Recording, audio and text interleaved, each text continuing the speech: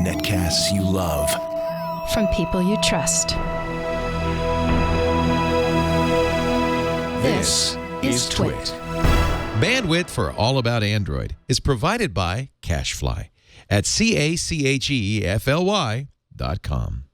This episode of All About Android is brought to you by WordPress. Reach more customers when you build your business website on WordPress.com. Plans start at just $4 a month. Get 15% off any new plan at WordPress.com/allaboutandroid.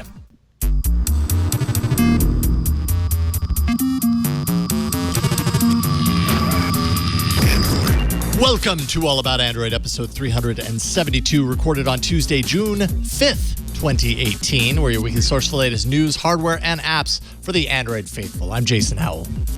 And I'm Ron Richards. And I'm Florence Ion. Hello. We feeling sugared up? Had some kettle corn? Yes. Oh, yeah. Kind of, sort of? We're feeling milled. Yeah, we're feeling milleted. Milleted. We are pure, we are full of millet. I'm ready to be fed to goats. Speaking of feeding goats, welcome back to the show, Matteo Doni. How's it going, Matteo? Very well, thanks. Thanks for having me back on the show. Absolutely. Anytime, all the time, man. We'd love having you on. Talk a little bit about techtravelgeeks.com. Techtravelgeeks.com is a new project I'm working on with my friend and colleague, Łukasz Suliga. We decided that we had a bit of passion for technology, but specifically technology that makes travel and life for travelers much easier and more comfortable. So anything from packing tips to what sorts of power adapters to have, or what best devices to help you have a good travel experience. And we've just started the project up. We're in the early phases of building our processes and creating content.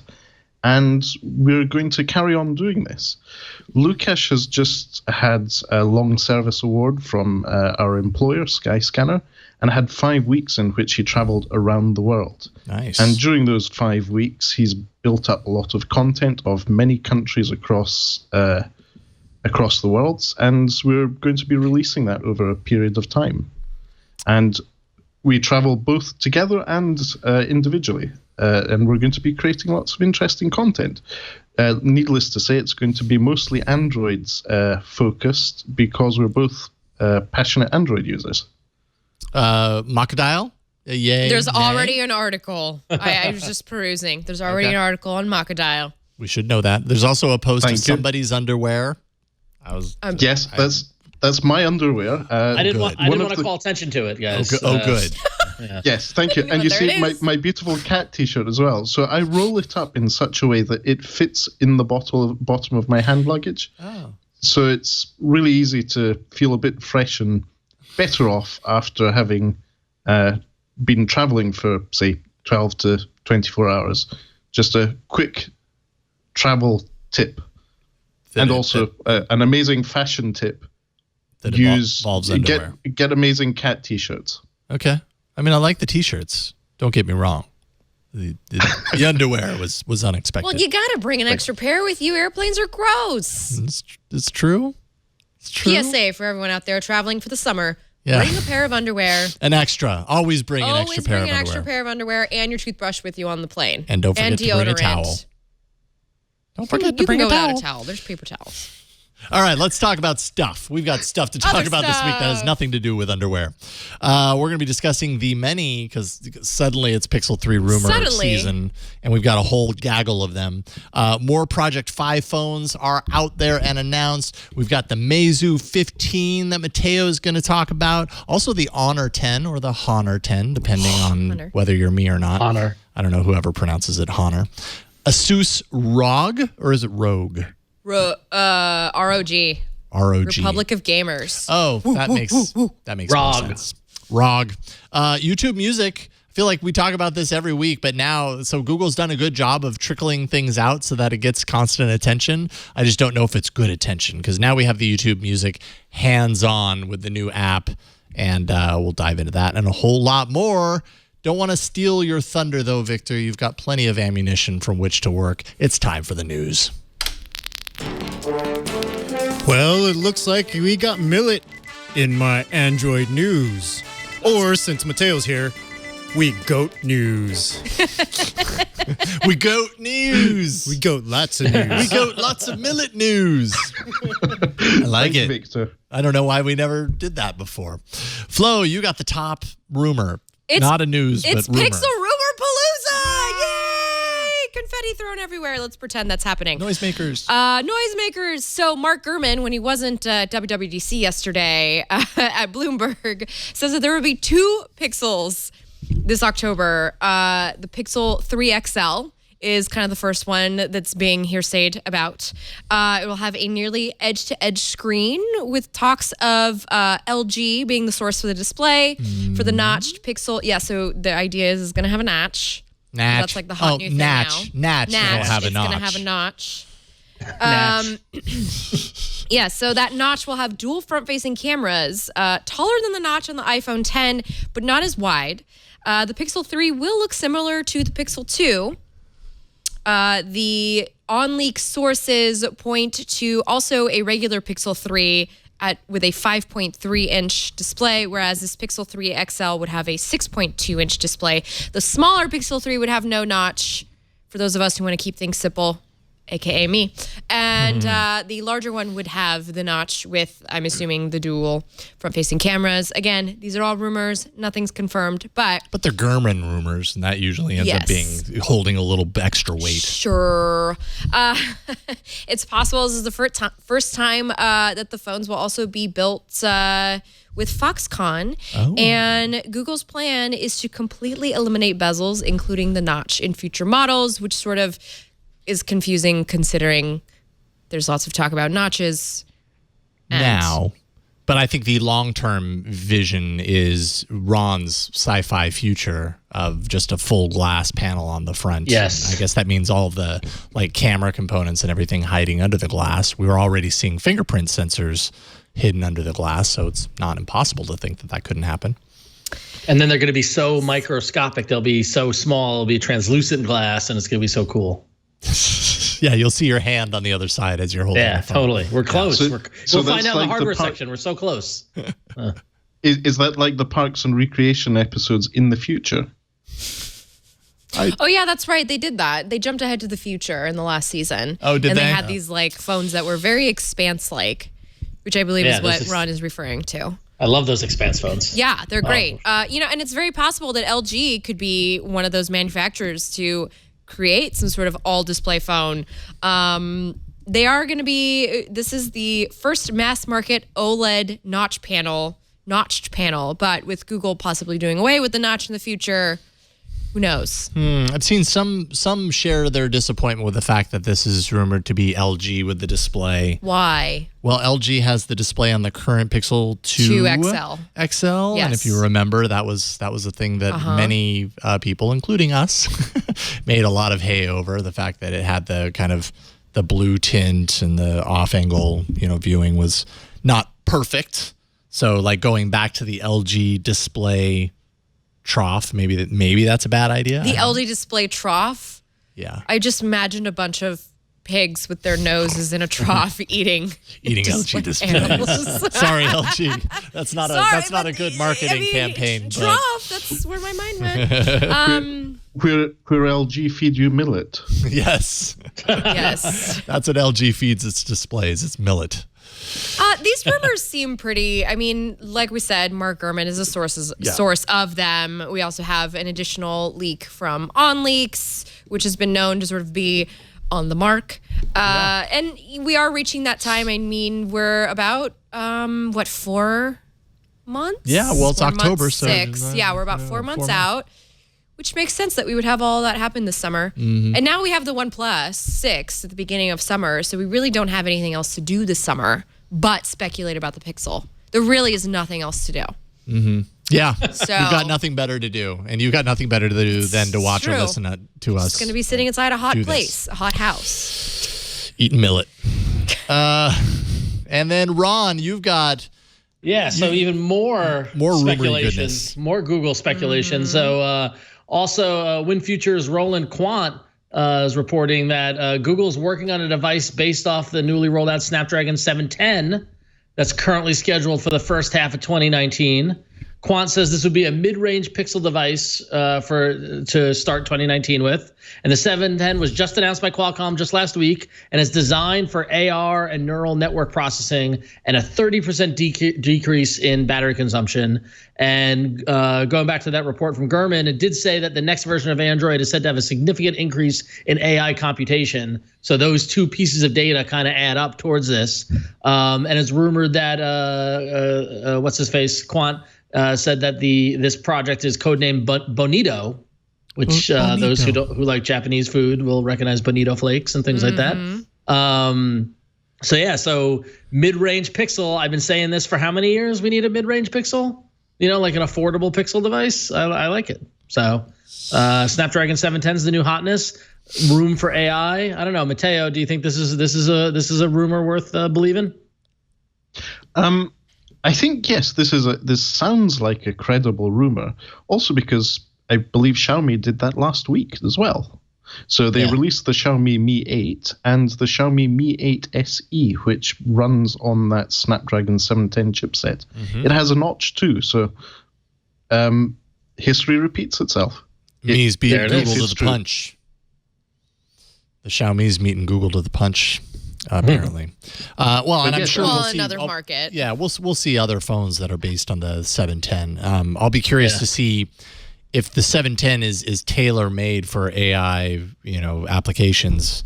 How that influences the design of the phones that is being released on as we lead up to this potential, Google mid-range phone, whether it happens or not. I mean, between now and the middle of next year, that's like a full year from now. So a lot can happen, a lot can change, but we'll know a lot more as far about what the Snapdragon 710 actually means for a smartphone by then. And it almost sounds, now that we talk about it that way, it almost seems like it's late. Yeah. If it's using that chipset, but. Then again, AI is the parsley of words for the tech industry at the moment. Everyone's using the word AI or machine learning, depending on the everyone context. was using the word parsley, and I was like, "Where's all the parsley in my phones?" Android P, parsley. We figured it out. Oh, don't say that. Don't put that into the world, because then we have to taste a year of parsleys, and I'm not doing that. Diced parsley, cooked parsley. We can go for full 52 weeks easy with parsley. Parsley pesto. It's delicious in Middle Eastern cuisine. Parsley's great. True. It's also part of Romanian cuisine, FYI. Parsley isn't just the thing that I thought it was when I was a kid, was when they put the sprig of parsley on top, and I was like, oh, this is how you make your breath smell good. No, it's not. I don't think that's why they put that there, but maybe it was. I thought it was like the natural breath freshener, but apparently it's not. Project Fi is apparently opening up to more devices, so you don't just have to get a Pixel phone or a Nexus phone. You can't get Nexus phones anymore, but there you go. LG G7 Thin Q, the LG V35 Thin Q, and the Moto G6. 3 new devices working with Project Fi. Prior to this, you really didn't have a whole lot of options outside of Pixel and Nexus, aside from the Moto X4. Yeah. At least they're expanding it, and I'm happy to see that, because now that I'm on Project Fi, the thing I just really didn't think about is because I review phones. Oh, yeah. Sometimes the phones don't work without SIM. Yeah. And I'm kind of out of luck, and that's a real big That's why I have bummer. a second SIM. Maybe I need to get a second SIM. Roll so do you deep. pay on that? Do you pay on that every month? No, I whether you're using it or have not? Mint SIM, and I just pay for it every 3 months. They just take it out of my bank. Oh, maybe I should get something like that for reviewing some of these other devices. And I also like to use it when we have long trips, and then I just put all the music streaming on that one instead of my main. Oh, that's smart. So that's smart.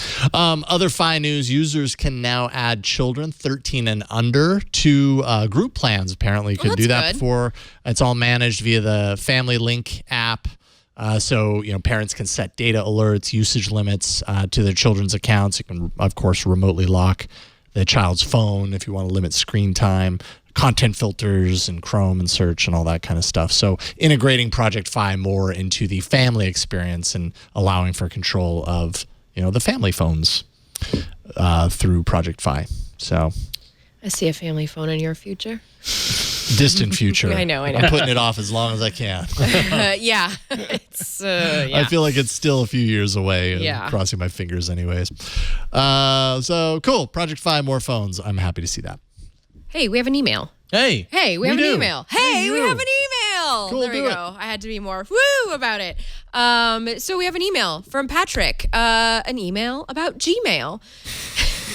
I have recently. I feel like this needs to go as Dr. Seuss. Can you please make this Dr. Seuss? It's an email about Gmail on a chair in a studio in Sonoma. I have recently switched to the new Gmail. I am struggling with two things. First, how do you snooze an email? Wherever it isn't obvious to me. And second, where are the contacts at now? They used to be at the top left by the Gmail icon. Well, Patrick, the good news is nothing is obvious to any of us in the new Gmail. It's, it kind of has been left the same, but kind of not. Yeah, they move things around. Have you been using it very much? Or are you inbox? I have to use Gmail whenever I schedule emails because my plugin only works with the original Gmail. But I use Inbox to do all my snoozing, to do all my pinning, to dismiss things. I just find the user interface is a lot less crowded. But I understand people want to use Gmail. And you absolutely should. So if you want to snooze an email in the Gmail, so on the web, you can hover over the email to reveal the clock icon on the desktop, and that effectively allows you to snooze. It's the same in Inbox as well. Yeah. Or you can look in the overflow menu while looking at the email you want to snooze on Android, and then there'll be an option for that there. Yeah. So you might have to look a little bit, but I think it involves getting used to kind of the new... The inbox style paradigm of the new Gmail app. It's a new interaction. It's like you're not used to. I know the first time I'm using the new Gmail on both app and the web, and hovering over a subject line and say like, oh, there are icons here. I can do stuff with it. Like you just got to train yourself to it. So. Yeah, but it's definitely there. Mateo, inbox, Gmail, which is your preference? On web, Gmail and G Suite, and on mobile, it's the native app from Google. Okay, so Gmail pretty much in both cases not doing inbox at all. Yes. I've never actually, now that I come to think of it, I've almost never used the web interface for contacts. I just sync them with my phone and they come up in the Contacts app separately. Yeah, on the phone, that's different, but you've got the answer for number 2 also, right? Yes, so number 2 was where are the contacts? So the contacts have been removed from the Gmail interface. However, on the desktop, you can click the Google Apps button up top, find the contacts button in the menu, and then click to drag it to the top of the display, and then that's how it stays there for good. Very confusing. If you're on the web, I suggest to just go, I believe it's contacts.google.com. Yeah, you can go there, but I mean, this actually, you set it up one time and it's there for good. Like, I don't know how often you interact with the little more apps I forget button. that this exists too. Like I use that all the time to switch between, and I forgot that you can actually switch them around. You can reorder them, and you might have to click in the little more drop down in order to find contacts, because in mine anyways, it was buried in the more section. It's not enough to use an app. Yeah, but I mean, if you're used to going into Gmail and getting to your contacts from there, this is basically the same thing. Although what's going to happen when you click it is it's going to open a new window with contacts loaded, which is kind of what you're talking about. Yeah. This is just a way to point and click to it instead of opening it manually. Yeah. So it's not embedded in the interface, in other words. So it is a separate window. You know, the other reason I don't use Gmail is because it crashes a lot. The new Gmail? Yeah. Really? I don't know what. Maybe it's because I have too many darn emails, but it crashes a lot for Too me. many emails. Or rather, it's just very slow. But anyway. Flow is too popular. Does not compute. To be fair, I'm using it for both my personal and business endeavors.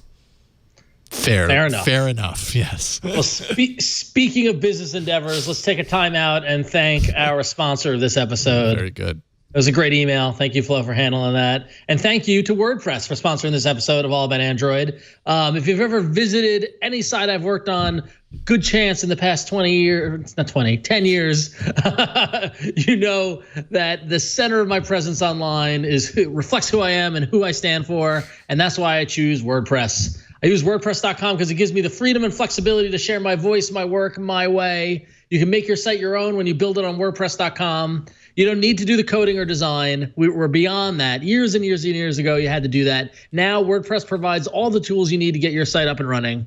They've got a customer support team that's there 24/7 to help. That's Monday through Friday and weekends too, because if you're like me, you're working on this stuff on a Sunday morning when you actually have time to do stuff. Sometimes you need a little help. WordPress is there for you. WordPress offers powerful e-commerce options ranging from a simple and effective buy button to a complete online store.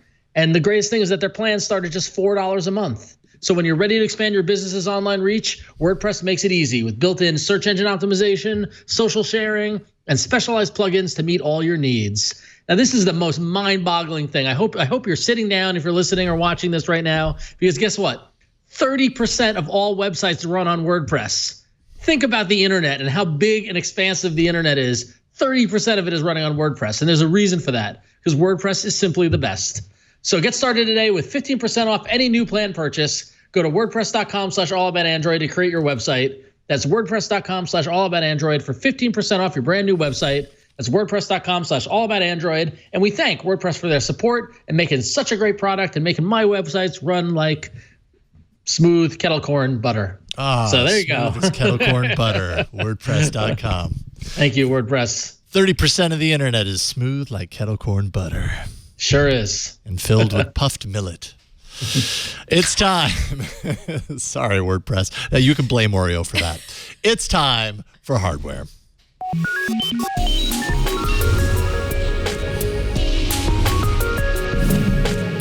Oh, wait. Should I have played the other hardware? Wait. We actually have, I think it's possible. We you have should. a bumper. Yeah. I think maybe we have If something possible, fitting. thank you. I'm honored to have maintained that my status as friend of the show. But not only friend of the show, I am a friend of the show with his own bumper. Friend of show with bumper. Okay. It's pretty high up there. Can I make this right now? Yeah, do it. Okay.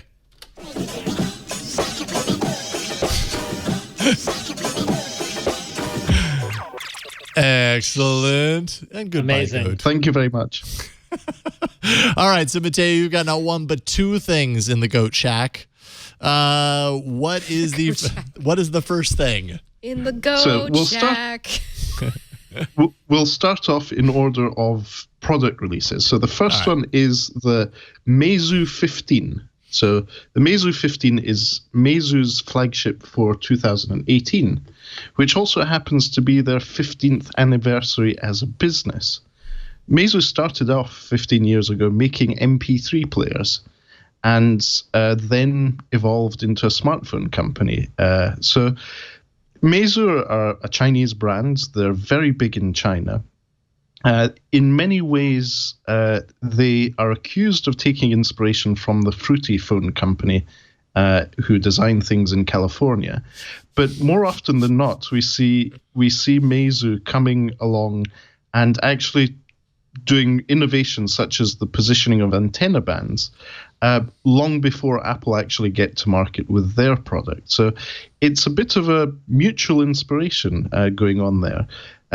Meizu are a company who are well known for their hardware design, and usually their product portfolio goes from the low end to the high end of the mid-range. And by that I mean not where OnePlus are now positioned, which is definitely starting to be flagship territory. With the Meizu 15, they have ensured they stay within that mid-range. So the Meizu 15 starts around about $400. And for that, you get a 5.5-inch screen, which is not one of the funky new 18:9 aspect ratio ones. It doesn't have a notch. It's a normal 16:9 aspect ratio one. The hardware is beautifully designed. They've gone for as much symmetry and balance as possible. So the selfie cameras pop in the middle. The fingerprint scanner is in the middle at the bottom. If you turn the device around, the cameras are in the middle of the device in a vertical configuration, and it has a ring flash there. Oh, so is that what that is? I don't know if you can see that. Yeah. So that's 6 unique. LEDs for the flash, and the laser autofocus is positioned in the middle. So it's beautifully designed. It's neat. It's the metal it's made of is a stainless steel aluminium composite, and they've then coated that with some other material, which makes it a terrible fingerprint magnet. But after a few wipes and microfiber cloth use, it buffs up. It's a beautiful, beautiful material. And then they've put another little detail in the antenna bands. They now have this Greek-style effect. I believe lower down in the Cool Smartphone article where I review the device, I've done a close-up of that little detail which is there. And so, yes, the Meizu 15 is their flagship for 2018. It's their 15th anniversary phone, which they've spent a lot of care and attention to producing as a product, even bringing in one of the company founders to assist with that design. So there we are. The picture there has that Greek effect, I'm afraid. Almost like the border of it. Yeah, it's very subtle. How does that look in person? Because it's actually kind of hard to see on the web.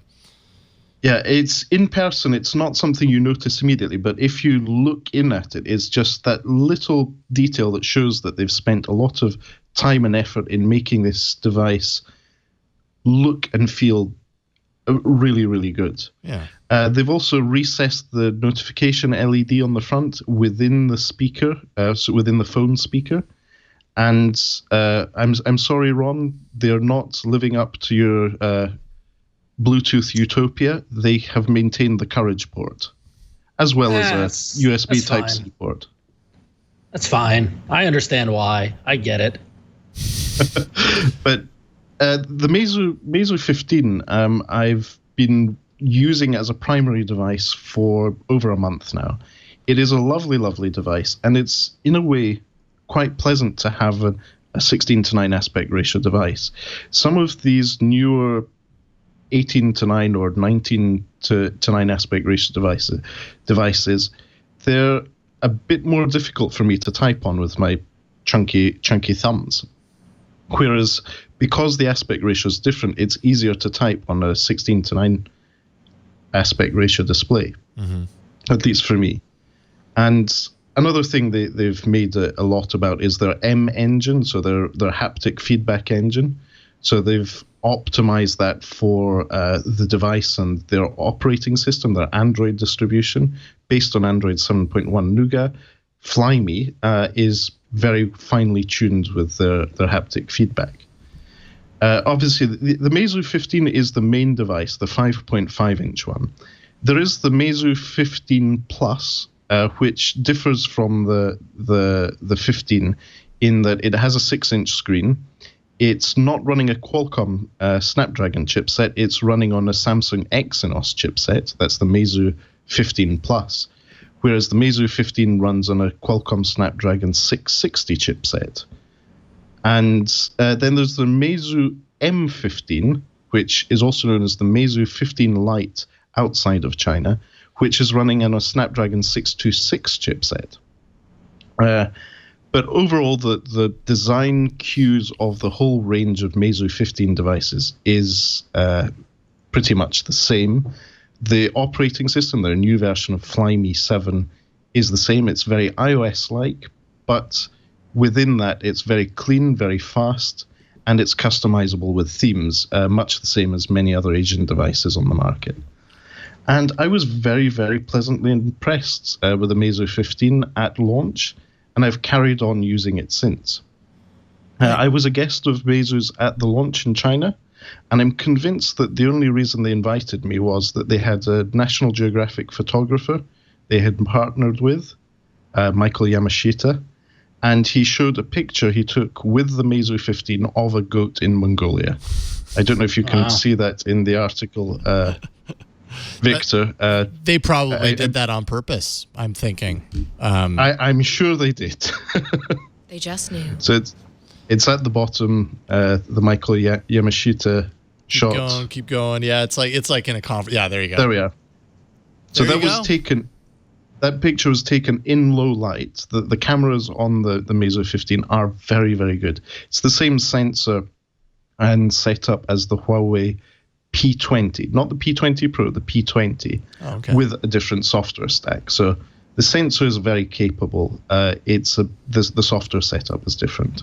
And there's no NFC on here, so Android Pay is off the table, right? Yes. Or Google Pay, sorry, not Android Pay. Google Pay is not available because there's no NFC. This is a device primarily made for the Chinese market, but it is going to be sold in markets across Europe, Africa, and Asia. Sadly, no plans from Meizu to come to the UK or the USA. Go to that last picture real quick. This is interesting how it blurs out like the center area, but it's more obvious. It's more obvious on the computer monitor. You can see that like half the picture's blurred, and it kind of works. But when you really see what's going on, I mean, so half much. the boat is blurred. Yeah. If you scroll a few images further on, also my cat, Vala, the tuxedo cat, she was moving and it's blurred. It's focused on the wrong thing.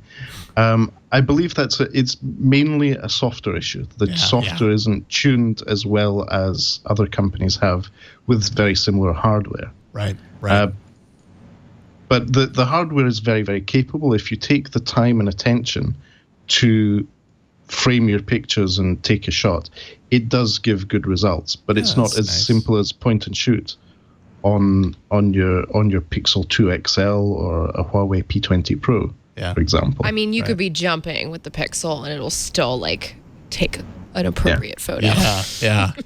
It's kind of the HDR. The dual camera setup Victor has up here offers you the option to have 2 times optical zoom or 3 times lossless zoom. So it's a 12 megapixel sensor, main sensor, and a 20 megapixel RGB sensor. And so this is, if you scroll back a couple, so this is the main shot, this is 2 times zoom, and the next one is 3 times lossless zoom. Right. So that's pretty impressive. Their own thing. It's not perfect, but it's very impressive. And for most people, it's more than enough for their photography needs. Nice. And this is just... So you're getting a lot of phone for $400. Yeah, no kidding. And just the Chinese market, although people will be able to import this if they like as well, right? Definitely. If you go to AliExpress or even to Amazon in most markets, you'll be able to pick one up through a parallel importer. Nice. Cool. Now, have you also been playing around with the Honor 10? Like, have you spent as much time with the Honor 10 as you have with the Meizu 15? I haven't spent as much time with the Honor 10 as I have with the Meizu 15, mainly because the Honor 10 was launched also almost a month later. Mm-hmm. But I have been playing around with it a lot. I have got used to the notch again after my time with the P20 Pro. And I have to say, Honor have knocked it out of the ballpark with the Honor 10 in the sense that they've turned up the notch on the shininess. That Aurora glow, that Aurora glass finish, which goes between purple and blue according to which angle you hold it at, is impressive. And very few videos can really do it justice because of lighting and conditions. It's one of those things you have to see in person. I mean, I even remember that with the Honor 8. It was such a beautiful phone to have in your hand, and because you just haven't seen a design like that. You haven't seen a glass that's reflective like that on other phones. It's very unique. Yeah. So it's very similar to the Honor 8, but much in the same way that the Huawei chipsets have improved from the Honor 8 to the Honor 9 to the Honor 10, and the cameras have improved. The same can be said of their glass design on the back. And this is so shiny. Mm-hmm. Fingerprint magnet there as well? Definitely. Yeah. It's definitely a fingerprint magnet. And as I said, they've turned up the notch on the shininess. Ha! What is your general take on the notch? Because I mean, this is definitely the year of the notch. We're seeing it on almost every mid to premium device that's coming out right now. They all seem to have this as part of their plans. How do you feel about that? So I understand the arguments for the notch. It's a good idea. From what I've seen, there are some issues in software. So apps that I use, such as Instagram, don't work properly with the notch. Some of your interaction buttons are hidden if you're full screen. And if you hide the notch, they don't scale appropriately. And I can't tell if that's purely an issue with, say, Instagram, or if it's an MUI issue on this device. So I have a feeling the Fruity company has played a great long-term practical joke on all Android OEMs by making a notch and then getting everyone else to say, we have a notch too. It's smaller. It's better. And then Apple will maybe turn around later this year and say, we don't need a notch anymore. Yeah, if we don't have one. And we brought back the headphone jack. Yeah. And everyone's product roadmaps for the next 18 months have phones with notches in them. Yep. Yeah, so true. Yeah, we'll see. We'll see if that comes to fruition. But you know that is the direction, right? Obviously, yes. If any of these companies could, they'd do all the same things that they're doing, but completely get rid of the notch. And that's the direction that they're going. Who knows when they're going to be able to get there. But yeah, I'd imagine Apple would be pretty quick on that. I agree, and we've seen it in the Android P preview. Google have realized that that's the way the market's going. Once hardware product roadmaps are in place, everyone just has to go with it because it's often an 18-month to 2-year pipeline. Mm-hmm. Yeah. It's not something they can change overnight, unlike the software. Right. Well, cool. Are you going to be posting a full review on the Honor 10 at some point? And if so, will that be going to Cool Smartphone or Tech Travel Geeks? Where will that be headed?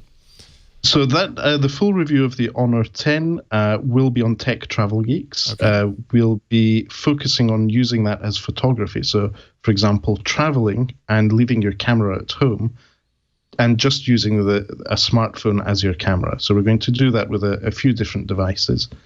And that will be on Tech Travel Geeks soon. The reason it's not up there yet is I've just received a firmware upgrade, which should be the final consumer one, which has currently been rolling out in Germany but hadn't reached me yet.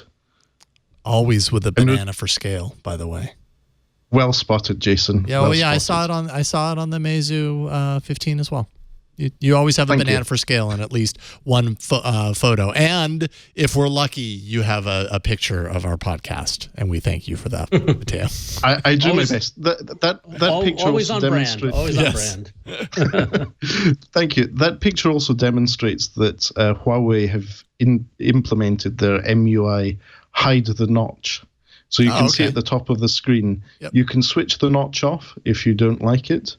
And it will treat that space just for notifications in black and white, and it gives you the impression that it's just like your normal smartphone without a notch. Yeah, I feel like that should be a standard option for any of these phones that are coming out with notches. And then you have really no reason to complain, right? Like you do that, and anyone that's complaining about the notch being there, like it's fine. Like you just kind of wouldn't know. The only way you would know is the fact that middle part, you can't have icons there. But the way the new OS is laid out, after a certain amount of icons, it just does a little ellipses anyways, and you need to kind of open up your notifications to get to them anyways. So yeah, it's just the way it is.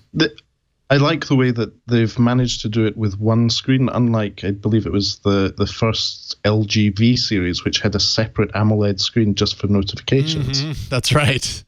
Do you remember those days, Flo? Oh, yes, that's right. Oh, I forgot about those days. 2 front-facing screens. I've just been very spoiled by the Pixel. I'm just, I forgot about all those awful other things we had to endure. Yeah, they were extra. And they offered, extra features that you couldn't get on the other phones. It just seemed kind of unnecessary in day-to-day use. But this is the best of both worlds as far as I'm concerned, right? Like, okay, just extend the display up there and it all becomes usable. So cool. Yeah, so a case for notches again. Yeah, I suppose so. Notch-urally. All right. Sorry, that was from earlier. It's not purely original. I have a feeling that's going to be our show title. It's already up there. I think so. Yeah. Although, man, we've had Notch in the show title so many times. Well, to be fair, it's back in style. So, I mean, we're talking about what's in style. Listen, it's never gone out of style, Flo. All right. No, it has Notch. Moving on. Ron. Maybe we should have an option to turn it on or off on the title too. Yeah, Oh, okay. That would be clever. Yeah, if you All could right. figure that out, that'd be great. All right, Ron, go. All right, so moving on. Xiaomi is in the running for making my new favorite phone, possibly. The Xiaomi announced their latest flagship, the Mi 8. And it's we've heard that we talked about this in the past couple of weeks about the rumors around it. The official specs for it are a 6.21 inch OLED Samsung screen with a notch, because Notch-urally. Right. And it's got a 20 megapixel front facing camera, for all your front facing photo needs. I'm not going to say the S word that Flo would. It's got it's running a Snapdragon 845 with a 12 megapixel rear facing camera, which I find interesting that the front facing is more megapixels than the rear facing, which is interesting. It's also the first phone with dual frequency GPS for more accurate location data, and it sells for around $421 converted to US dollars. But this gets cooler though, because the Explorer Edition includes an in-display fingerprint sensor that uses pressure sensitivity, also 3D face recognition technology, and that's around $577 converted to US dollars. And of course, there's an Animoji-alike function within it. Yeah. Yeah, it's got the Mi 8 SE is cheaper. And it's first to use a Snapdragon 710, and it's going to be a 5.88-inch OLED display, and that's only going to be $281 converted. And all these are going to release in China only. Info about other markets to come. But yeah, Victor, you zeroed in on what I like the most about this one is the transparent back, which is very similar to what we saw last week when we talked about the new HTC phones. And the HTC U12 had it as well. This goes a little step further in being transparent. You get to see a whole bunch of that chips and stuff like that in there. I like this trend of transparent backs. I got to tell you guys, this is my new favorite trend. Better than notches. So. Hey, I just want to point out real quick that that same Verge article also mentions that the Mi 8 has scored. Not that this is the end all be all of how phone cameras perform, but scored a 105 on DxOMark, which is pretty dang high. I just want to put that out there. So cool. Yeah. Well, we're seeing such great cameras in all of these phones in the mid-range and higher now. So yeah, that's all those prices that Ron just listed off. They were all super under $600. Converted. Yeah, converted. Yeah, but still, that's I know. Un poquito in comparison. Yeah, Xiaomi's got some really great hardware. Are you going to be playing around with this one when you get your hands on it? If you get your hands on it, Mateo? Definitely. So I've already reached out to friends in China to see if they can go into the pre-sales and get me a unit of the Explorer Edition. That's the one with the transparent back.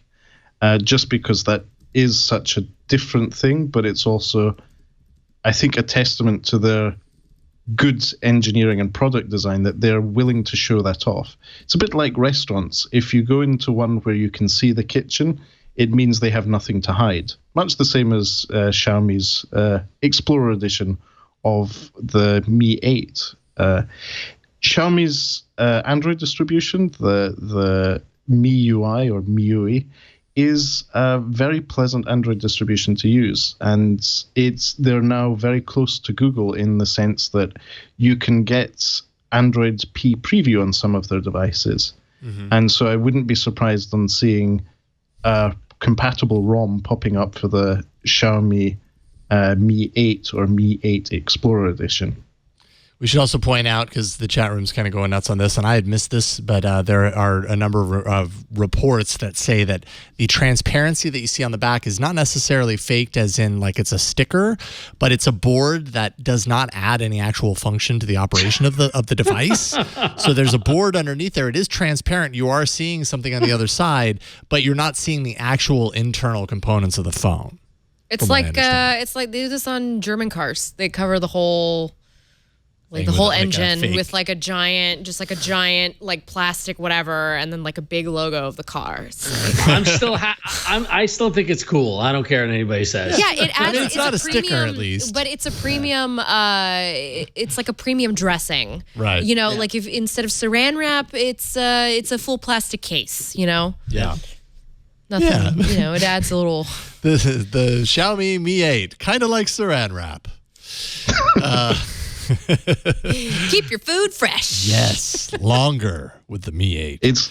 It's like the slow cookers of smartphones. Yes. Yes, except there won't be a whole series called This Is Us based off of what happens when a crockpot is left on for too long. Oh, back to that scene. Oh, Still geez, talking that's about it what on we've done. blogs Oh, my anyway. goodness. All right. ASUS has a new phone. They announced a Yeah. gaming-focused Android phone at Computex 2018. It's called the ROG. Tell me what it stands Republic for. of Gaming. Republic of Gaming. I like the ASUS ROG. 6-inch 4HD cool plus too. AMOLED HDR display at 90 hertz refresh rate. So this is meant to be like a gaming Android device. The Razer phone is also a gaming Android device. That's at 120 hertz refresh rate. So this is less than that, but still more than most.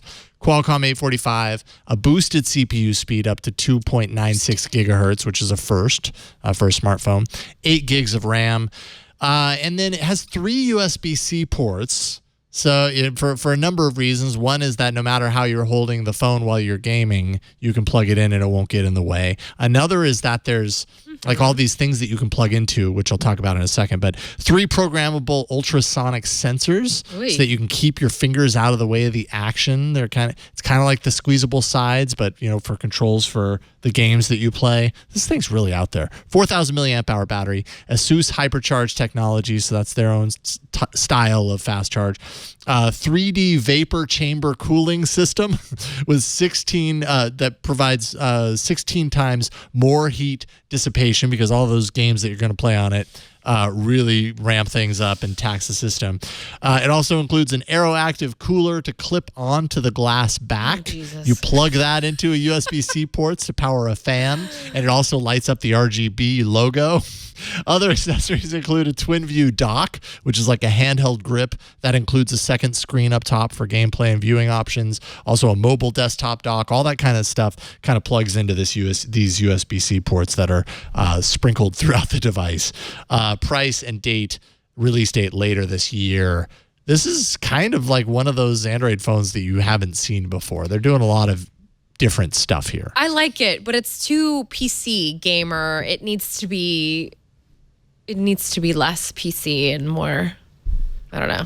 Yeah. Or gamer. Just the way it's designed, it's just so like, look, it's like a PC case, but in a phone form. And it's too Razer. It's too kinda like ruggedy. that. Yeah. But I really like the idea of like the clip-on fan and all of like the extra little bits that have been added just to tailor to gamers. I really like that idea. Yeah. I don't game enough on Android though to really be interested in this. Yeah. Not in this manner. I don't game in this manner on Android.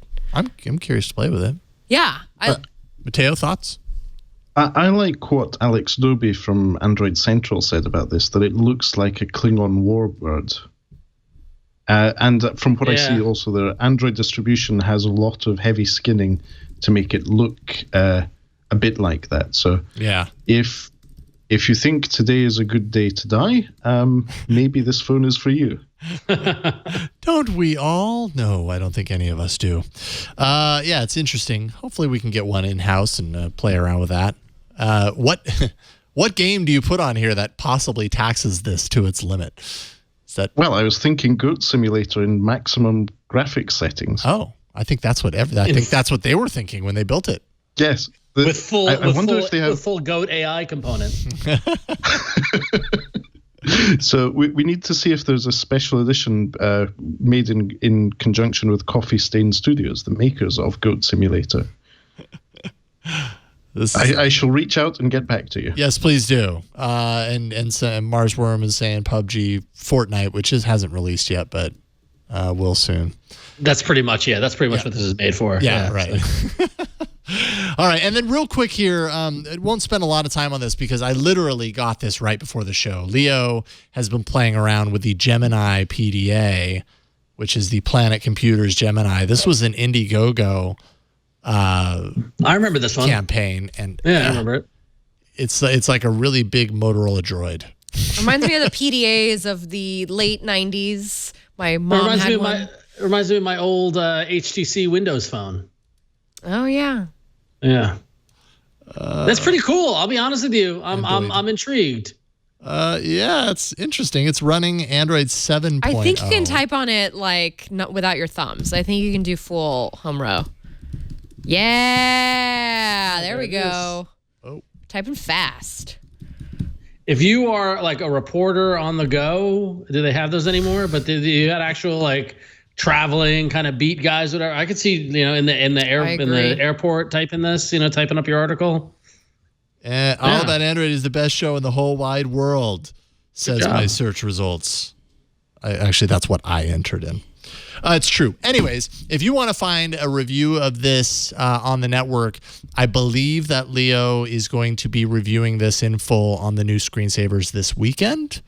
Don't quote me on that, but then do, because I said it on this show, and I'm pretty sure that it's going to happen. So he's going to have more information on this. But like I said, I just got this right before the show time, and it is very interesting. It's very different, and haven't really seen a whole lot like it. So check out his review. That'll be on the new screensavers. Yeah. Just a quick thing. I got to play around with one of these at MWC this year, and the flashing LED on the back is programmable. So it has its own menu system within the operating system, and you can get it to do the Knight Rider flashing light that goes from left to right and right to left. Oh, because you can it bounces backwards and forward. Yeah, you can kind of see different little panels in there. You might need to find it in the settings, but I think it would be worth it just for that. Yeah, if it could talk to you. Actually, that would be a good voice for a Google Assistant. Would be. Kit from Knight Rider. We're just giving Google all sorts of great ideas today. Yeah, these are $1 million ideas. All right, let's dive into a few pieces of app news. Why don't we?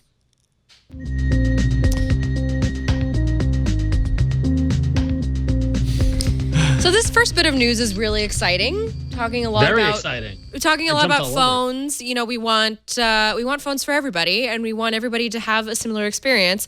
And of course, Google, huge proponent of that. Yeah. Which is why they've made Google Photos a progressive web app, or some of you know, a PWA. So Google Photos, there's a PWA for it now, a progressive web app. There's no support yet for notifications and offline support. It's really basic at the moment, but it will be built out over time, which, that's just kind of how Google does things. It's perfect for Android Go phones since it's got a relatively low footprint compared to the app. And you can place a shortcut on your home screen and launch it directly if you like. Yeah. You don't even need to download the whole gosh darn app. I mean, PWAs are perfect for their Go lineup. They are. It just really strips it down to the basics. And I think for the Photos app, it makes perfect sense because all it is doing is pulling the image asset from the server, right? Like it probably doesn't have all the bells and whistles of the Photos app with the assistant and all that but you just want to see your photos. Who cares? Right. Great solution for PWA. I love PWA. Gallery. Yeah. Yep. So more stuff coming out. The app section really should just become Google section, I feel like that's sometimes. What it's been lately. Yeah, I know. But we've been talking for the past couple of weeks about YouTube Music emerging on the scene, the new version of YouTube Music, and what that means for Google Play Music, whatever. I signed up as soon as I could to get access to it, and sure enough, yesterday I was one of the folks who were in the first wave of YouTube Music invites. There you can see, if you're watching on the screen, that's the email as it looks. It says welcome to the new YouTube Music. I didn't have to install an update to the app, which I thought was interesting. It just, when I logged back in the app, I was in preview mode or whatever, early access mode. This is it, right? Yeah, that's it. Okay. Yeah, there it is. All right. And I got to tell you, not terribly impressed and slightly frustrated and annoyed because despite all the talk about Google Play Music and YouTube Music and how they're going to interact, none of my information or data from Google Play Music appeared in it. No knowledge of my favorite artist or anything like that. When you open the app for the first time, you could go through one of those. Tell us your favorite artist. And I got to tell you, I went through the entire screen, like this is the screen that you're on right now, Jason. I went through from the top to the bottom, and by the way, scroll back up. Can you scroll all the way up? Look who's right there in the middle, our good friend Marshmallow. Oh yeah, friend of the show, friend of the show, Marshmallow. So what frustrated me about this was the fact that yes, there were some bands that I enjoyed in there, and I checked them. And when you give them feedback, they give you another row and more suggestions. I went through the entire thing, and there's no filtering of genre. There's no saying I don't like this artist or anything like that. And you guys know me; I'm very specific about music and things like that. But not once did I get one of 5 bands I consider my favorite bands. So according to YouTube Music, it's not going to recommend me any of those bands because it didn't come up in this very limited, tell us who you like kind of thing. It had some of them, and when I tapped on some, and then it expanded a little more and things like that. But right now, it's very myopic. But the other interesting thing I thought was neat was that it's doing a lot of recommendations based off that stuff, which is cool. But if you go back away from this, you notice the difference between music to get you started. You see your mixtape there is a square and albums appear as a square, but then there are artists, and you can tap on an artist, like just tap on Fleetwood Mac, and you could subscribe to that artist the same way you subscribe to a YouTube channel. Right. So if you tap subscribe, now you'll get anything from that artist, not necessarily directly from them. It's not like their profile. It's just a page that represents that band. It's a weird thing. It's weird. But yeah. So work in progress. Yeah. Aren't they happy that they've promoted this so heavily and got people, excited? Which excited is probably not the right word. I think it's been one week after the next has been kind of a frustrating transitional thing. No one really knows what's going on. I seriously think that this is to grab new people. This is not to we're very, very focused on what the experience is from Google Play Music and what the difference is and things like that. I very much believe this is like Google trying to attract as much business away from Spotify and from Apple Music and from the other platforms and just get them on anything that works. And this is the new sexy. Like, that's all it is. I think. This is the new sexy.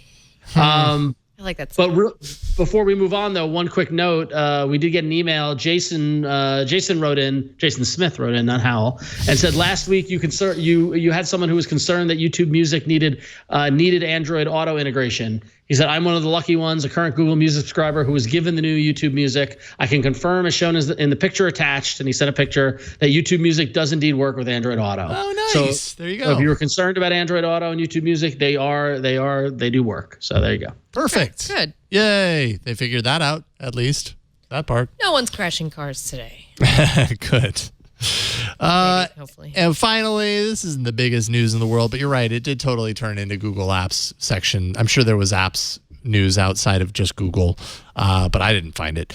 Google's opening up its Expeditions AR app to those who aren't still in school. Apparently, it's exiting a pilot program. It's now available to everyone. You can go and download it and explore 800 standard VR and 100 AR tours that were created by Google Arts and Culture.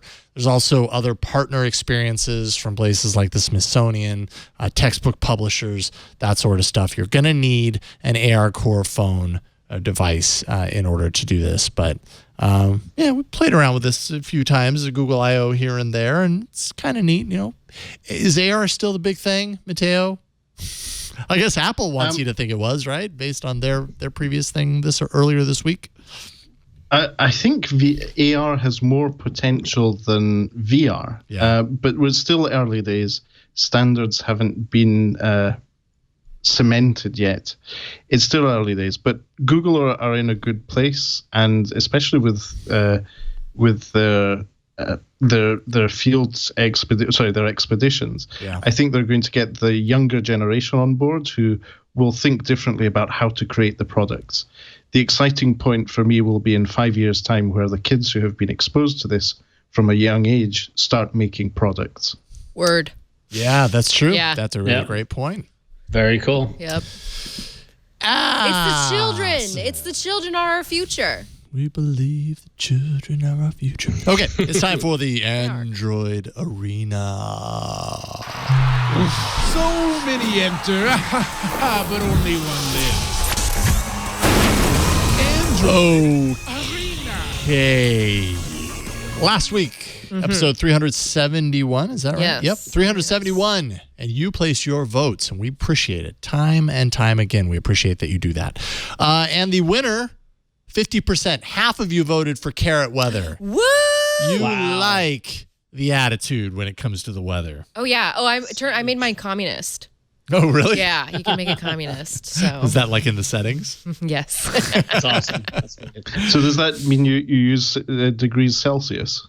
No, I'm not that. Yeah, not that. You didn't go that far. You wouldn't do that. This is American communism. Carrot Weather with 50%. Congratulations.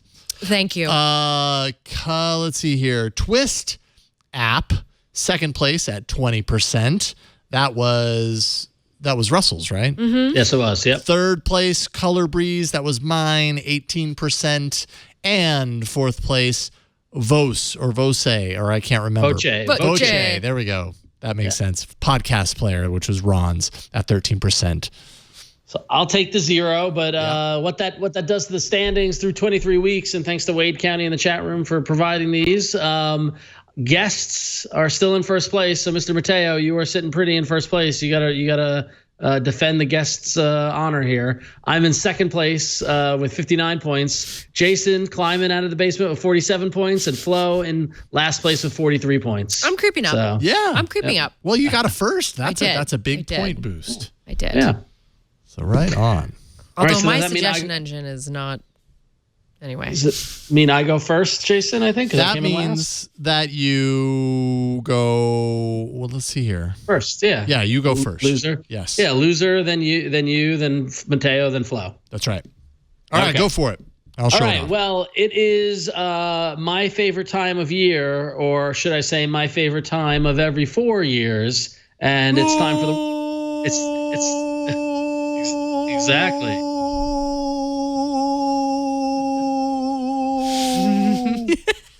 It's a long one. They are long usually, right? Jason was announcing a goal, as often happens during the World Cup. Every 4 years, the countries of the world that made the cut, unlike my two favorite countries, come together to play for the World Cup, play soccer or football, as it's called in other places. And so, of course, you need a companion app. And sure enough, there's a great one that I really enjoy. It's called World Cup 2018. Yeah, soccer. I think it's actually just Soccer, and this is their World Cup app, or World Cup. Yeah, that's actually what it's called. So this is just a great app that has all the information you want in relation to the tournament. What you can have is you can, as Jason is doing there, you can pick your favorite teams, the teams you want to follow. You just select one there on the homepage. We got a countdown until when the World Cup starts, just 8 days away. It lets you know how many matches have happened, how many goals, how many yellow cards, all the data, all the fun stuff. See the schedule that's coming up, the dates and who's playing. And then from there, if you hit the hamburger menu, you can see all this great access to information about the teams, the groups the teams are in, the schedule, the venues, refs, all the stats. All this information. It just really, if you're super into the World Cup, becomes. I think this is going to be for the next month or so my companion app as I keep track of the tournament and try to follow the teams that I want to cheer for this year, because Italy and the U.S. did not make the cut, unfortunately, very embarrassingly. You didn't make the cut. Neither did Italy. Yeah, it's more embarrassing. Italy not making the cut. U.S. it's bad, but Italy not making the cut is just crazy. It was totally expected that Scotland wouldn't make it, but I was a bit saddened and surprised that Italy didn't make it. So this year I'm supporting Iceland. Nice, there you go. I got to check. I do a pool with my family, and I picked a bunch of teams. I got to see which those. I'm going to mark those as my favorites. But yeah, so it's a great way to keep track of the World Cup. It's given that it's taking place in Russia this year, the time zone's a little wonky. It's hard to keep track. This is a great way to stay in the thick of it. So World Cup soccer, World Cup, 2018. World Cup 2018 app, soccer. Yeah, soccer. There you go. Oh, you gotta love the titles sometimes. Excellent. Looks like a great presentation of all the information you're gonna need. Good use of material design, very simple, sleek, simple design. Good stuff. Awesome. My app does not have good use of material design. In fact, it doesn't have very good design at all. But what I was trying to find, I'm just being honest. You're going to see in a second. It's pretty bad. What I was trying to find was an app where you could use your phone to create off-the-cuff 3D shots. And the reason is, my inspiration for this is a subreddit called CrossView, and I have it down there. If you head over to there, Victor, we'll start with that, because that's kind of the inspiration for this. I showed this subreddit, and you can click on any one of those, and it'll show you an image of what I'm talking about. Crossview is basically, this is a subreddit where it shows these 3D images that are designed so that if you cross your eyes, the combined image in the center is the three-dimensional image. And the way that they put these together, when you do that, you end up getting, if it's done really well, you end up getting this really kind of cool, almost like you're looking at like through a window into like a small world where everything is totally three-dimensional. It's really hard to explain. It's kind of like those posters where you have to like make your eyes lazy in order to see the image or whatever. But it's really just basically like, you know, oh, that's probably a good one here. I'm going to cross my eyes. Oh yeah, that's good. Oh, that's good. The logs are totally separated from the background. Anyways, once you do this a couple of, what's that? Do you see the sailboat? Oh, is it hidden in the sky? No, I don't see the sailboat. That was a Mallrats. Yeah, I was gonna say. Yeah, I got you, Victor. I got you. Dang it! And I know Mallrats. It's just been years. Anyways, is it a goat? Wow, the goat really does keep coming back. This subreddit is a lot of fun to go through once you start getting your eyes kind of used to doing this, and you see some of these really great examples of how deep and you know how much depth you can get out of images like this. And I was like, how can you do that on Android? And the only app that I could found that did this in the short amount of time I had to look today was an app called 3D Steroid Pro. Isn't that a great name? I'll go ahead and launch it so you can see the UI elements. And let's see here. Okay, I'll swap here. So this is basically the UI interface. I went out into the parking lot and I was kind of playing around with it. And essentially, you know, you've got, I'm sure I could dive a little bit deeper into these functions and really tailor my my approach, because I'm sure, because the trick is essentially when you line up for a shot, you take it. So here, I'm going to pull up the camera function. It's not going to work in here because everything's too close, but just so you can see the UI elements. So you have to line it up. You want to get this thing to show green, right? That shows you that you're kind of parallel to the ground. I hit the shutter, and then it's going to do a little overlay, and you want to shift your perspective, but then line it up again, if that makes sense.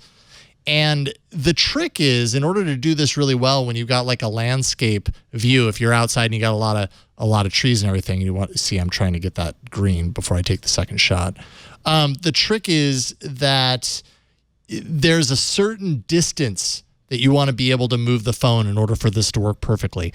I haven't fine-tuned that myself, but there are people, but you can actually go to the Crossview subreddit, and there are how-tos on how to do this, and they tell you kind of like the ideal distance to take, and this app will kind of give you direction as far as like how far you're getting. So I wasn't able to dial it in perfectly, but in doing that, it ends up taking the two pictures, it kind of automatically orients them so that when you, in the case of what I'm doing, you know, the stereo view, let's see here, cross, it will kind of position things so that they're lined up ideally for that particular method of browsing on the internet, where you can cross your eyes and it'll work.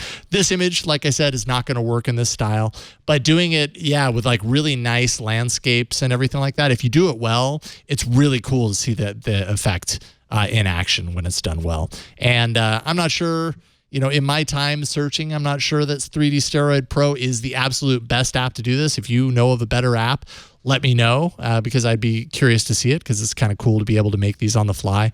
And this is only one use of this app. This can create stereo images for all different types of 3D. As you can see down at the bottom on the UI right now, all different kinds of, with overlays and everything, like the green and blue that you see if you have 3D glasses and all that kind of stuff. So you can turn those two images into different types of stereoscopic viewing. So it's called 3D Steroid Pro. It's $2.90, and you can play around with some 3D images. Take it with your single camera phone.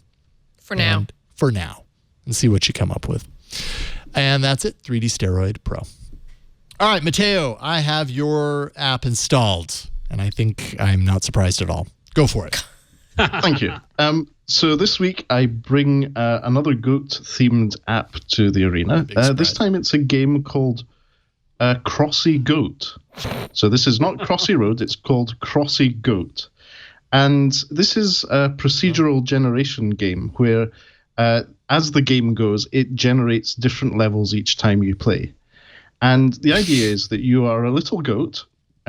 You, as a user, you tap on the screen to load your jump, so to charge your jump, and then let go. The more you keep your finger on the screen, the more you get. It's okay. We got to watch this ad. Hold on. Apologies. So yes, this is a free game in the Google Play Store, but it is ad supported. So you tap and hold to load your jump, and then let go, and land on the next bit, and you get a point for that for each jump. I love that it's called Crossy Goat, and it's not a ripoff of Crossy Road. I mean, yes, it's genius. Like, it's not. I mean, it's the same blocky kind of style, but it's not the endless runner, Frogger type, type thing. It's a different game. That's clever. Exactly. So it's App Store optimization for their game title, but it's a fun game to play. And if you can get over the in-app ads, it's actually very pleasant to game. It's quite challenging. If you put the sound on as well, the music is quite endearing, as well as getting little goat bars as you go. And dropping little goat turds as you jump. Yes, which is quite amusing in of itself. I think I'm getting the hang of it. Dang it. As you go, you collect coins, and if you go to the shop in the top right-hand corner after you fail a jump, I think, shop. There we go. Shop. So you start off with your basic goat, and then you can upgrade to different types of goats. And the further up you go, the more important or powerful the goat is. So that's Captain America, that's Iron Man, that's the Hulk goat. So there's lots of different goats to choose from. You save up your gold coins that you collect going through the game. And in my time playing Crossy Goat, I've noticed that the more ads you watch, the more likely you are to get gold coins in a game. Oh, okay. Pro tip. I haven't proven that the two are directly related. Currently, it's just a correlation. But a fun game for light gaming. It works surprisingly well on low-end devices as well. So I've been playing this on a Nokia 2, which is running on a Snapdragon 212 chipset. So it's a very low-end device, and it plays perfectly well. I bet this would be really good on the ASUS MOG. Is it the MOG? ROG. ROG. The rig for online goats. Yes, exactly. There you go. Nice one, Mateo. Very nice. Yes, so there we go. The Crossy Goat, it's a free download in the Google Play Store. I believe this one is also available in the Amazon App Store if you're using an Amazon Fire tablet. Lucky you if you are. The Crossy Goat. No, I'm not actually. I don't mean that to sound bad. It's good that it's there too. Crossy Goat. Yes. Everyone should get a little goat in their Android device. And please remember, a vote for Crossy Goat isn't just for Crossy Goat. It's for Team GG&G. That's guests, goats, and Gina. That is the truth. All right, Crossy Goat. Thank you, Mateo. And Flo, what you got? So, last but not least, I've brought a little app called Marco Polo, video walkie-talkie.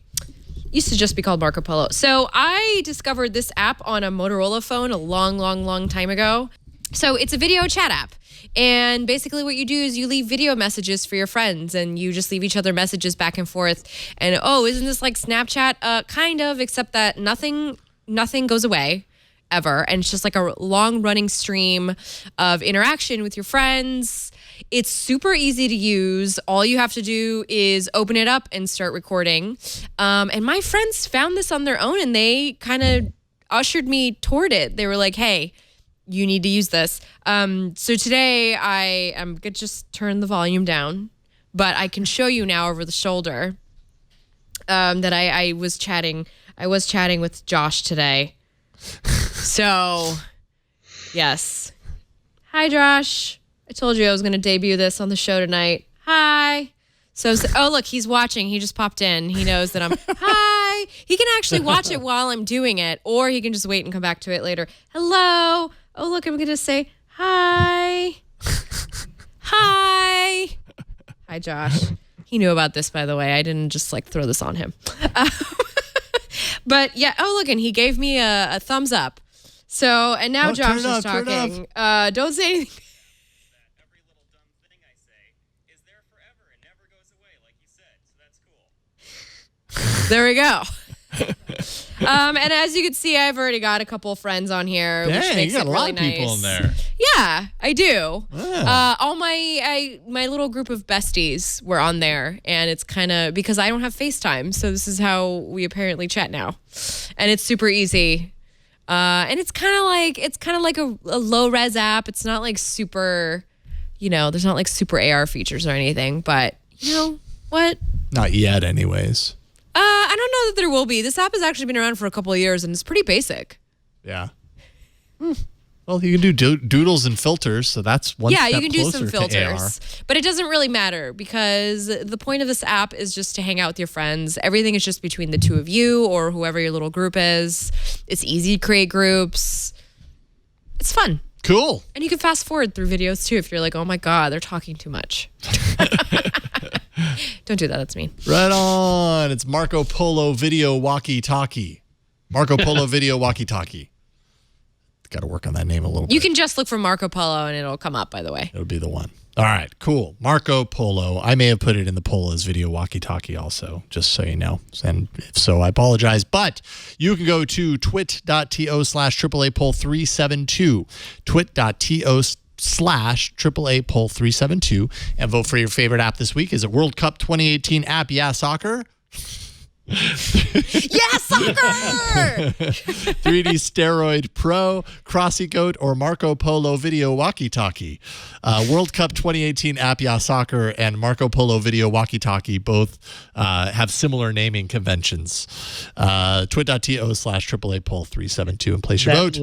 I think Victor's going Crossy Goat. That's my guess. I don't know. 3D stereo. Wow. Nice. I have a lot of blue and red glasses that haven't used in a while, so. Excellent. Victor wants to see those sailboats. Yeah. Yep. Yeah. Before the kid gets cut on the escalator. I realize I put that in the poll is wrong, but it's right up in the description. 3D Steroid Pro is what it's called. I put 3D Stereo in there, but you get the picture. It didn't keep Victor from voting for it, nor should it you. Mateo, thank you once again for sacrificing your sleep for us. We always appreciate it. Well, thank you for having me. It's always a pleasure to be on my favorite Android show. Oh gosh. Well, we love having you. What do you want to leave people with? Where should they go? You got a lot of things happening. Yes, people can follow me on Twitter @ToTheLeo or Instagram @ToTheLeo. And for all my Tech Travel Geeks content, techtravelgeeks.com. That's where we will be adding content as we go, as we travel, and as we evaluate consumer electronics for travel. So it's a fun endeavor, and we also have a YouTube channel. If you'd like to subscribe to us there, please do so. We actually currently have a video where we unbox the Honor 10 cookie. It's not the Honor 10 phone. And we're giving away the cookie to someone who leaves us a fun comment on the YouTube channel. I have to clarify, that is a GDPR compliant cookie. Okay, good. Phew. Good. Oh, geez. I was going to say, it was Good. about to get really awkward. Good. Right on. Well, Mateo, we really appreciate you. Thank you for having me, and thanks for supporting my goat jokes. Absolutely. Anytime. Always. It's kind of what Everybody loves them. it's what we look forward to. Yeah. Is supporting your goat jokes. Supporting the goat. Yeah. Thank you, Mateo. Flo, what's up with you? Well, speaking of privacy policies, I had to write my own this week for my website. Yes, I copy and pasted it, and then I edit it. But anyway, I don't have time for these things. I don't have a lawyer. But the reason I put it together is because I finally put together some questions. Those of you that have sent me questions through my website at florenceIon.com. So you can see the first little installment of that at florenceIon.com on my blog. The first one is, can you use the Amazon Echo and Google Home to control the same device? Go to florenceIon.com to find out whether it's a yes or a no. Dun, dun, dun. There you go. I'm not going to spoil the ending for anyone. Yeah, and Victor's not going to click on it to spoil the ending either. You got to go there to find out. Click on it, Victor. I spent all that time formatting it. Well, you make a good point. Excellent. Thank you, Flo. Thank you. Ron, what about you? Not much. I don't want to take up too much time. Just go to Twitter. I'm at RonXO, and I'm on Instagram at RonXO, and there you can see all my nonsense there. I've seen lots of music recently. Talking about The Godfather. It's a fun time. So go follow me on Twitter and Instagram, RonXO. It is a fun time. Ron, kiss and hug. No. I don't think that's what it means. Maybe it is, actually. Thank you, Ron. Appreciate it, man. Yes. And Victor, thank you for everything that you do. Really appreciate it. Thank you.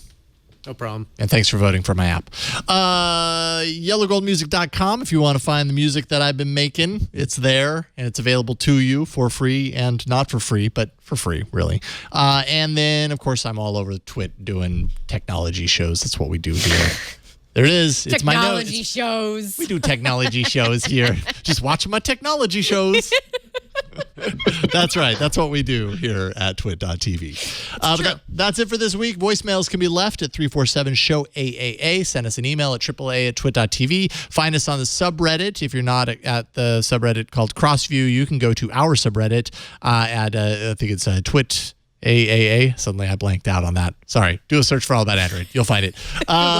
Twitter at Android Show. Arena Apps list can be found at twit.to/Android apps. Show notes and past episodes can be found at twit.tv/AAA. You actually find everything there that you need to subscribe to the show. Find our past episodes. You can find all of the episodes that only Mateo has been on and watch them. Have a Mateo Fest. Mateo Fest. And you can watch us live. We actually have some folks that popped in here live today. Tickets at twit.tv. Did you email tickets at twit.tv? So they did it the official way, and they are here. We really appreciate having you guys here. Thank you. And you can do that, too, if you want to stop by the studio and watch the show live. We'll have you. Tickets at twit.tv, or you can catch it live on the stream, and that is twit.tv/live every Tuesday starting at 5 p.m. Pacific. That's it for this week. We'll see you next week on another episode of All About Android. Bye, everybody.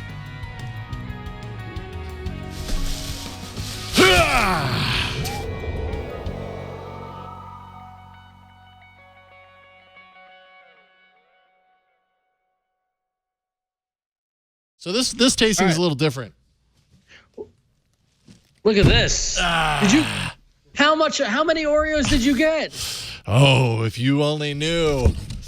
Here, this is all reenactment, by the way. That box is enormous. Look at Jason acting like he's a celebrity or something. Oh, there it is. It's the famous Oreo cookie in the box. One box. One box. One thing of Oreos. Okay, so I tweeted out this video of me getting that package because I honestly, this was last week, because I honestly didn't know why Amazon put only this single package of Oreos inside that gigantic box. Like, that was all for real. What I realized that shortly after the fact is I ordered this via Amazon Prime Pantry. I think it's the link that you sent me, right, Ron? Okay, yeah. You sent me a link. It was to Prime Pantry, and I didn't realize that Prime Pantry, you pay a single shipping price, and and you fill the box no matter how much or how small. So it's my fault. You should have added sacks of flour, really. Something. Yeah. But I didn't think about it. I was just in a hurry. Jason, that was your opportunity to buy that anvil you've been wanting to get. Dang it. Oh, and I've been looking for that opportunity for that. It's a really nice anvil. Right, no, it really is. I've seen pictures of it. It's very exciting. Anyways, so that video went as viral as Fox News could make it. Oh. What I love about Fox News writing about that video is that they say right up near the top that it's going viral. But by the point that they posted about it, it had like maybe 16 likes. Like, it was so not a viral video. They were making it viral by saying it was going viral. Yep. And then, That's how life works, Jason. Apparently, this is how media works. I am rich. very rich. And you become rich. And I become very rich. See, I should have and been. nobody taxes I me. should have been saying that a long time ago. Anyways, what was the Oreo cookie that I was delivered inside this gigantic box? It was the kettle corn Oreos. I did go to the store and try and find it. They were sold out. That's why I ordered it on the store.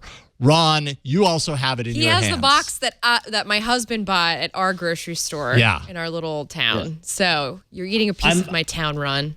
Thank you very much. Yeah, Jason sent me this. This is going to complete the trilogy, the trifecta, the saga of the My Oreo creation, where they created specialty Oreo flavors, of which, still going on Twitter, the woman who created the god-awful cherry Coke Oreos still talking to us. Yes. Hey, she's proud, and she's be. Very proud. Yeah, I mean, right now she's in second place in my mind, but her Oreos. Will on Twitter posted the picture of him trying to make something out of those cherry cola Oreos by making a milkshake out of it, and she responded with her video of her milkshake as well. It was dang, getting very weird. Oreo cookie milkshake is a thing.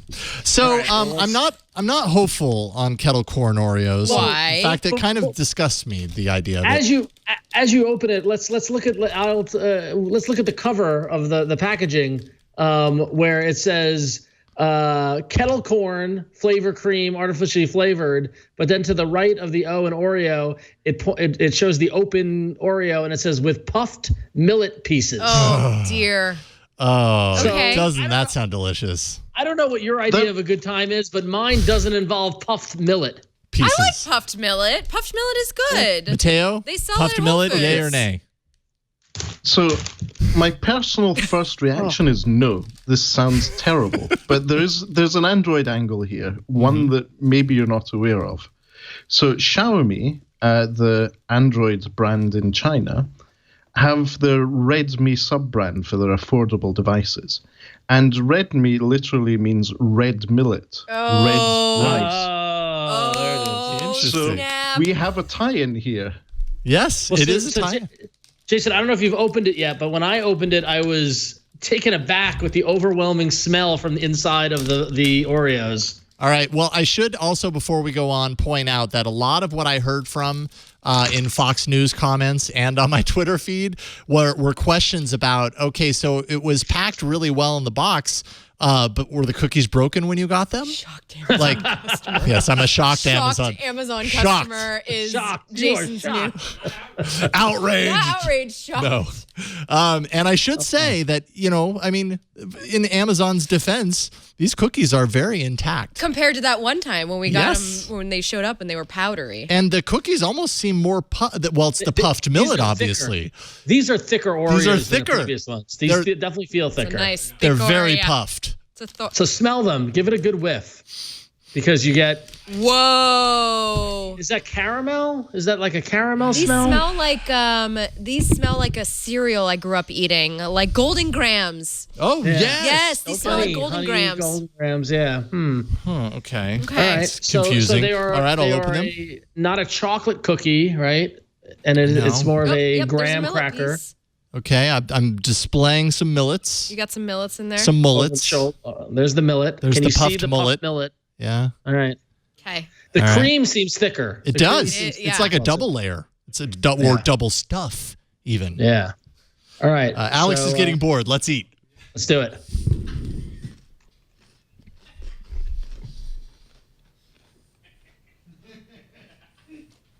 Not horrible. That's not bad. I was critical of the kettle corn. Thank you for putting up the closest thing you had, which is the Xiaomi phone, Mateo. Yes. This is a Redmi Note 5. A red millet, Note 5. A red millet Note 5. You guys, I'm really into this. It tastes like a Keebler cookie I used to eat. Like, it tastes like a cookie I used to eat as a kid. That's what it's reminding me of. Grandma's cookies. That's what it is. Oh my gosh. Yes. It's grandma's. The It ice kind of tastes kind. like a grandma's the cookie. ice kind. Mm-hmm. Yes, that's exactly what Oh I'm my talking gosh, yes, it got does. about. I a used to little- love those. You got a little honey. I don't Buy a taste the little millet. I don't really taste the millet. No, there's no real millet. Like, it's not obvious. The millet doesn't hit you over the head. Let's just. All right, say. so let's look at a couple things. The ingredients are sugar, enriched flour, reduced iron, thiamine mononitrate, riboflavin, palm and/or canola oil, corn syrup, puffed millet, salt, baking soda, soy, artificial flavor. Is any of that actual food? Millet, No. which they also feed to goats, by the way. Lucky us. There's our the tie-in. connection. Yeah. There's our tie-in. Perfect tie-in. Thanks, Flo. Well, because right, I let's- bought millet once at Whole Foods, and I was like, "Oh, what is this?" And the Kettle first corn description is they feed flavored it to cream goats. with puff pieces. A kettle corn treat. Do you guys like kettle corn? Yes, I always buy it every time I go to the farmer's market, which I'm- is every other week. I'm kind of meh on kettle corn, to be Well, honest. it I got to be in sounds- the right mood for it. But sometimes I'm in the mood for it. It's not, but I know some people go nuts for kettle corn. I go That's nuts for definitely kettle not me. corn. Oh, yeah. I will say that I am surprised in a positive way. I really expected to hate these, and I Same. don't hate them. I don't either. Let's I really liked it. let's go for some ratings. Flo, man. what is your rating? I'm gonna give it an 8. Oh, that's a little high I for really me. enjoyed it. I could eat a whole pack of these. Oh, I don't know if I could. Do you want to know how many calories are in one No, cookie? don't Don't eat a whole pack of Don't these. tell me. Yeah. I'm gonna man, how many 6s have I given? Honestly, like, would I go to the store and buy this and eat it on my own? No, I wouldn't. I'd probably give it like a 5 or a 5.5. I'm gonna go with 5.5. Wow. I think that's better than the other two, the scores that I've given on the other two. I could be wrong. Yeah, no. Well, no, there's a follow-up question. I'm gonna meet you guys in the middle, and I'm gonna go with a solid 7. Okay. So Okay. now, rank my Oreo creations. If you had to rank cherry cola, kettle corn, or pina colada. 1, 2, 3. How do you rank them, Jason? Don't look at the numbers. Don't No, look at I'm the not. numbers. They're not updated. It's okay. Thank you for whoever updates them. We'll look forward to them. Okay, so I would say my least favorite was, well, surprisingly, my least favorite was the soda one. This is the second, and probably the pina colada is the top. I'm the same. Yeah. Same. What do you think, Ron? I'm gonna go pina colada, kettle corn, then cherry cola. So yeah, same, Yeah. but you just Same, named them in yeah. reverse. So all right. Yeah. Well, And this just in, my wife in the other room texted me, says, "You don't know what millet tastes like." So there you go. ooh, So, sick millet burn. millet burned by Carrie. Good job. All right. Never heard of millet burn before, but that's one for millet the burn.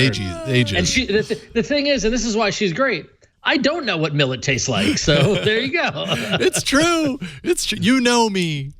Awesome. All right. We can put that one to bed. That contest is done. I like the way we've got to the point where you're now stack ranking Oreos. Sure. Well, yeah. I mean, they dared us. It says on the cover, my Oreo creation, vote for your favorite. So, yeah. exactly. And we did. We voted for our favorites. I did not expect, I will say I did not expect it to go this way. I expected this to be the worst of the bunch. Oh, no, I knew cherry cola was going to be the worst of the bunch. I'm sorry, whatever your name is, woman. She'll never find this show. Hopefully she does. What is her name? Eden Falwell. However, I'm sorry. Eden, we appreciate that you've done something that we will never do. True, yeah. You've had a flavor of Oreo created, and we will never have that. And then you were contractually obligated to start a Twitter account. maybe not. Yeah, we don't know. We don't know for sure, but we can only assume.